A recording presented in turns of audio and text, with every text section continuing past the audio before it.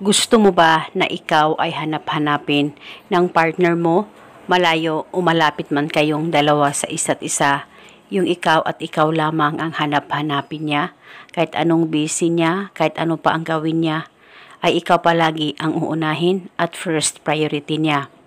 Kaya kung gusto mo na maging ganito ang partner mo sa'yo o ang mahal mo, boyfriend o girlfriend mo, ay gawin mo itong ritual na ibabahagi ko sa inyo ngayon.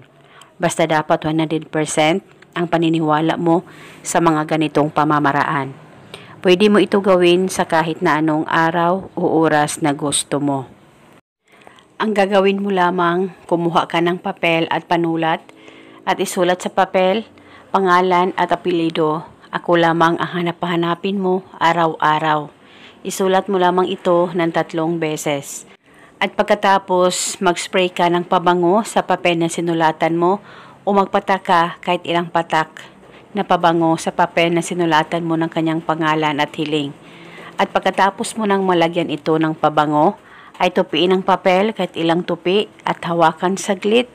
Ipikit ang mga mata mo, pakaisipin mo siya ng mabuti at banggitin mo lamang ang nakasulat sa papel ng 3 beses. At pagkatapos, pwede itong iipit sa likod ng case ng cellphone mo. At pwede mo rin itong ilagay sa bulsa mo at dalhin kahit saan ka man magpunta. At pwedeng ilagay sa bag o di kaya sa wallet mo. Basta dalhin ito o itago hanggang kailan mo gusto.